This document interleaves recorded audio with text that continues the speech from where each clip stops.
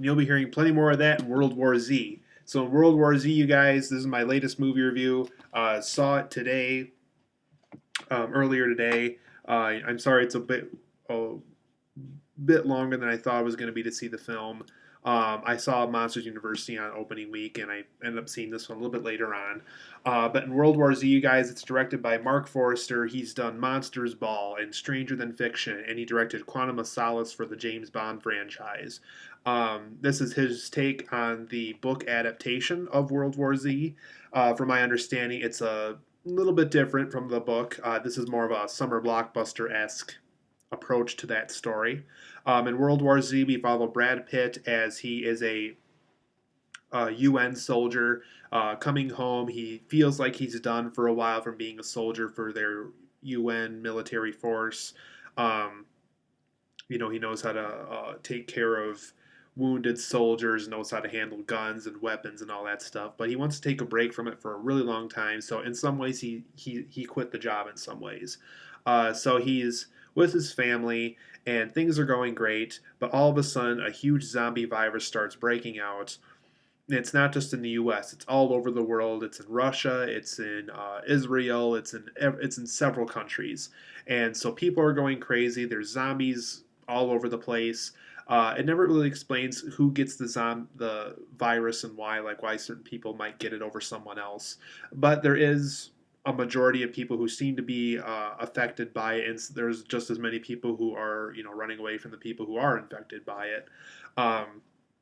So Brad Pitt manages to get help from the UN that he wants to work for. He gets a escape flight out of the city.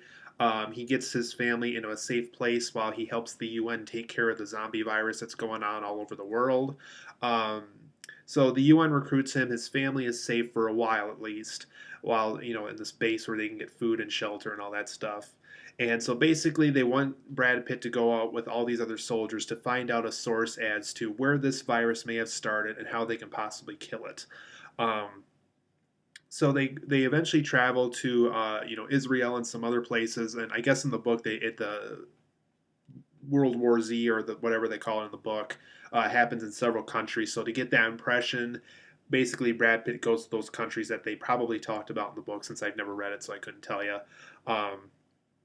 So he's seeing how it's playing out in these countries, and he eventually does get to this place through things I can't talk about because it would spoil the movie. But does get to a point where he manages to find a place that just so happened to might provide a cure to the people who are infected, and how the people who are not infected can basically become immune to the zombies, and basically, the zombies won't have to go after them anymore. That there's basically an end to this war, pretty much. Um, so World War Z, you guys, it's a good film. It's not a great film. It's not a spectacular film. We've definitely got better films this year in 2013 thus far. And we've also gotten worse films in 2013 thus far. World War Z, it's a good film. I really can't see this coming down as like an all-time classic, but it is a good film. If you just enjoy zombie films, this might be a good summer blockbuster to experience in the theater.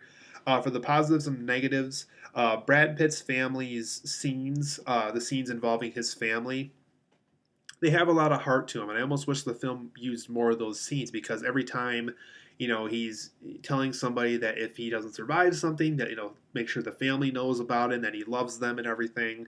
And when he's with the family, you really get the sense that he's this very caring father and really cares that they are safe from these zombies, and that they're very touching moments. And I wish Marc Forster almost played around with them more because they're very beautiful scenes. There's zombie stealth scenes in here that are very good. Some of the better scenes of the movie, I think. One that actually takes place in a lab facility that I really liked. Great stealth scene. It definitely, it's not your typical zombie film scene play out. It definitely plays out in a more interesting way that I almost wish more zombie films would have done because of this scene. So great zombie stealth scenes in this film. I liked the unique characteristics that the zombies had, like piling up, like you saw in the trailer, to get over a wall. These people starting to twitch and move all over when they get this virus infected into their body. Their eyes get all weird, and so Marc Forster did a good job with making sure that we got the unique characteristics of these zombies in our minds because it was very unique from what I thought. There's some great situation intensity in this film. Specifically when they're like in close places and small, claustrophobic like places. The scenes get really intense. I think Marc Forster did a good job with forming that intensity for the film. For negatives, you guys, I can't talk about this one too much because it might spoil the film. But there is one scene in here that almost feels like an unintentional beverage commercial, and I'll leave it at that. For those who've seen the film, you're probably gonna know what I'm talking about.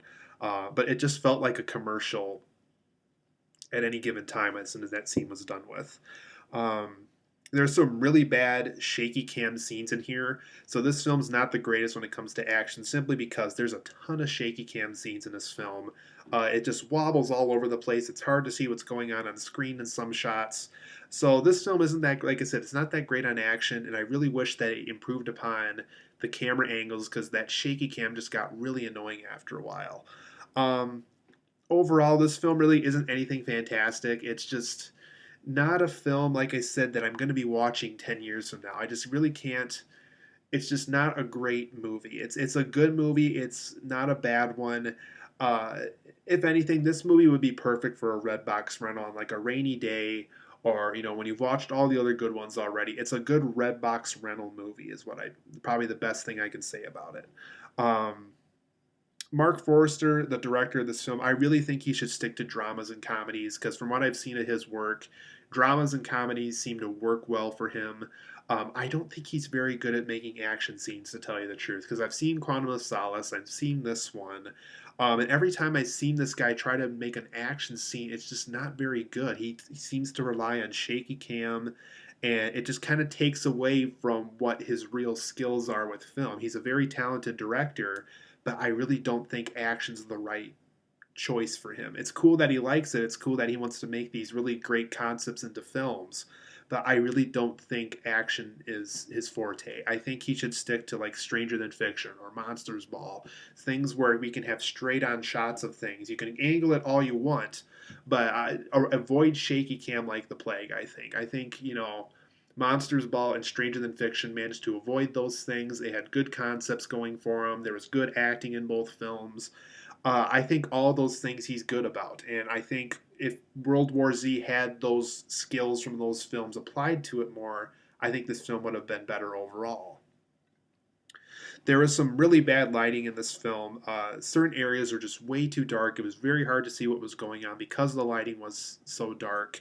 There was some scenes here where I wouldn't be shocked at all if they used any form of lighting at all, because like it was basically just a dark area that they filmed in, no light source at all, which is really too bad because we really didn't get to see any of what could have been a cool action scene or cool action scenes. Um, yeah, so lighting wise, I think the film could have done a better job as far as lighting goes. For yeah, overall, you guys, my overall thought of this film is World War Z is a good film. It's not a bad film. It's not a great one, but there's a lot of problems with it that keep me from making it feel like the classic that it should be. Because, when you hear about it, when you see trailers for it, it really looks like a really cool movie, and there's a lot of cool things going for it. And like I said, Marc Forster is very good with coming up with concepts for films. But I don't think World War Z best represents that of him. So overall, guys, I do give World War Z an 8 out of 10. It is a good film. It's not a great one. It's like I said, I really can't see myself owning this film or watching it 10 years from now. Um, there's enough good things going for it. We could probably watch it once and be done with it forever. It's like I said, it's a good Redbox rental if anything when it eventually goes to Redbox or a Netflix watch. Um, but like I said, I wouldn't plan on owning it. I wouldn't, if you don't get around to seeing it in the theater, don't feel too heartbroken. It's really not that great. Um, it is a good film though. Like it is better than This Is the End. It is better than like Oblivion and some other stuff we got this year. But it's not one of the better ones either.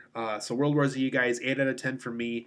A good solid zombie film, but it just could have been so much more if Marc Forster used some of his better filmmaking skills for better use.